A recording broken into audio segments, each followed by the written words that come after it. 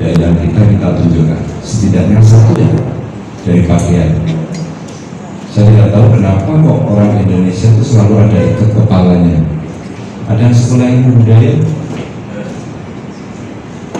Nggak ada.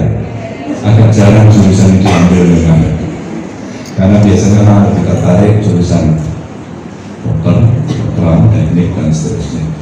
Tapi baju dari Makassar itu bahwa ikatnya bagus gitu, terus kalau rupiahnya bagus, kemudian gue yang belakang gue yang Makassar. Nah, belum saya sebut juga jadi. Dan di Pemprov Jawa Tengah setiap hari Kamis kita pakai baju adat. Nah, kebetulan hari Kamis hari ini. Nah, karena biasanya adanya orang Jawa Tengah pakai kain, tapi kalau pakai kain nanti jalannya gini-gini saya nggak bisa. Maka saya pakainya sarung. Dan sarung ini juga karya dari santri. Ini karya santri dari Solo. Terus kemudian dulu orang membuat kain tenun. Kalau yang terkenal di sini dari Klaten, tapi yang modern itu sudah fabrikasi bagus begitu, sekarang ada di Jepara, Troso. Dan Troso itu sekarang dipesenin dari Lampung, NTT, Bali gitu ya. Itu dibuat corak-corak yang lebih menarik. Maka kalau dulu orang pakai lurik yang ada di Jawa Tengah, di Klaten biasanya warnanya coklat-coklat. Sekarang luriknya sudah agak sedikit berbeda. Ya contohnya ini, jadi sudah modern karena sudah ada yang mengembangkan. Maka budaya kemudian tidak lagi di bahasa Jawa itu nguri-nguri.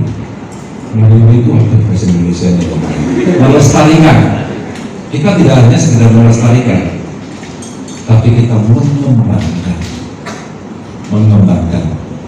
Dulu nggak ada orang pakai baju Jawa begini, ada gambarnya ini, itu nggak ada.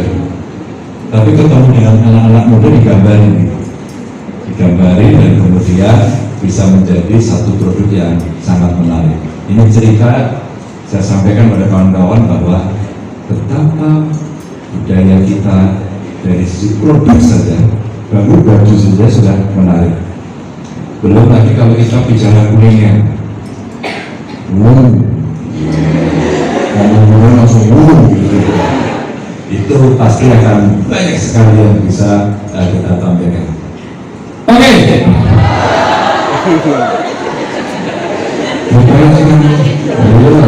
Ini kelihatan ya?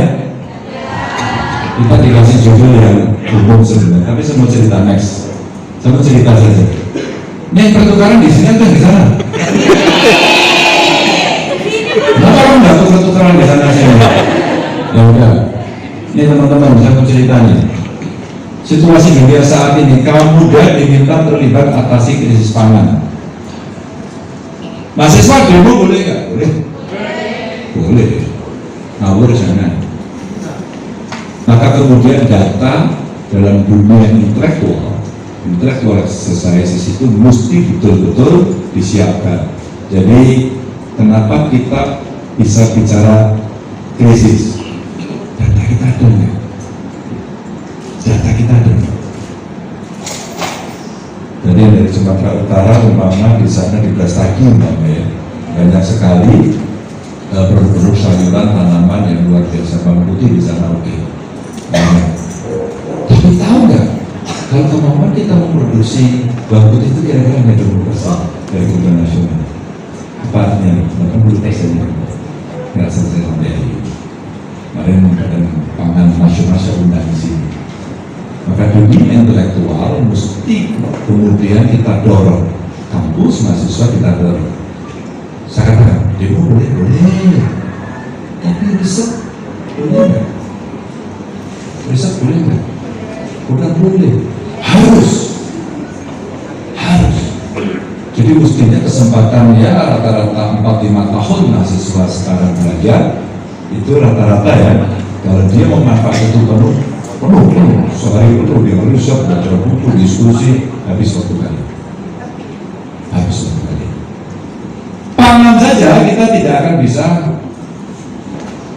membereskan dalam waktu pendek. Saya kemarin habis pamer produk pangan lokal, saya dibuatin spaghetti. Sorry, ada yang follow IG saya? Satu lumayan. Saya upload kemarin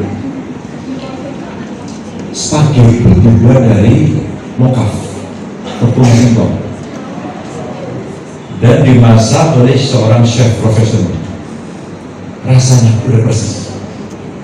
Bahkan kalau saya tidak dikasih tahu bahwa ini spaghetti dari tepung singkong, hampir saya tidak bisa mengenal. Hampir ya, hanya sedikit teksturnya paling agak beda ya. Ada yang sekolah teknik pangan, teknologi pangan, pengolahan hasil pertanian, ya ada juga. Oh kamu? Apa jurusannya? Teknologi pangan. Teknologi pangan. Itu ngolah juga ya? Oke, bagus. Kamu sudah? Oke, bagus. PR itu. Ya kita nggak bisa tanggung dulu bahwa kita kurang. Kemarin saya habis bicara soal kedelai. Kedelai juga kita kurang. Garam itu kita kurang. 2/3 kita laut, tapi garam kita kurang. Kalau kita tidak bisa pada situasi ini, matilah kita. Bahasa orang sekarang keluar aja. Orang Jakarta bilang mampus bu. Sadis ya. Kalau kita nggak ngerti seperti itu, saya ketemu dengan teman-teman dari Korea, maksudnya orang Korea. Dia bisa menawarkan teknologi pembuatan garam tidak mengenal cuaca. Kalau kita kan di Pantura, Rembang, Jepara atau Madura sana kan dijemur. Berarti mesin. Machinery ini dan kemudian menjadi PR yang mereka kemudian menjadi negara maju. Ini contohnya. Kalau tadi Bu Fiona datang, karena kita bisa share, karena import besar kita dari Australia itu antara lain garam, yang kedua sapi. Tadi dari NTT mana ya? NTT ada? Ada ya dari NTT. Saya kaget ketemu orang NTT. Ketemu saya, sapi main bola katanya gitu. Apa artinya nih sapi main bola? Sapinya main bola, ternyata saya pergi main bola gitu ya. Ketawa telat lagi ngomong. Presiden Jokowi menyampaikan perubahan iklim membawa dampak buruk bagi Indonesia. Bla-bla climate change. Tantangan kita harus sekarang multidimensi. Ada ketemu dengan Bu Fiona Banjen di Australia yang ada di Surabaya.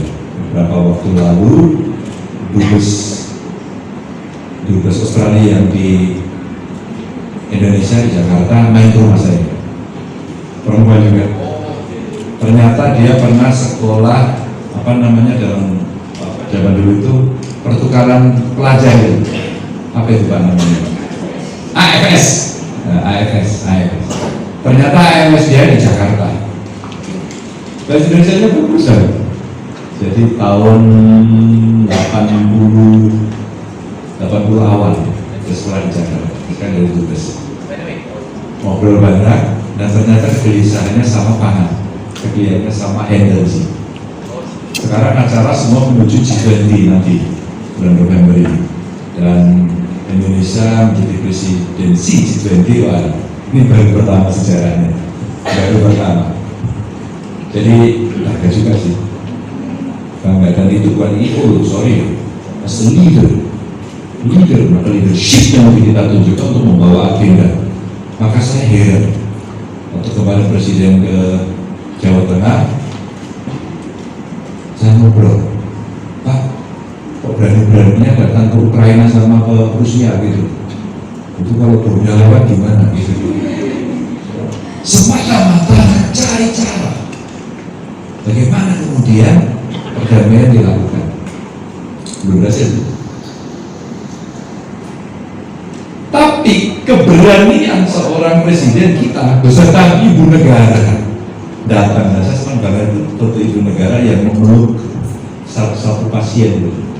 Dia belum tahu bahasanya, sama kayak itu deh. Dia belum.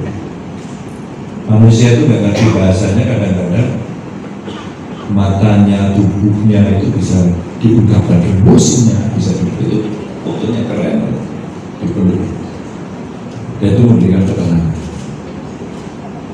Dan ini kemudian dibawa pada agenda nanti di G20 dengan PR-PR yang hari ini contoh-contoh faktor eksternal yang menekan seluruh dunia ada. Energi sekarang fosil, mulai ditingkatkan.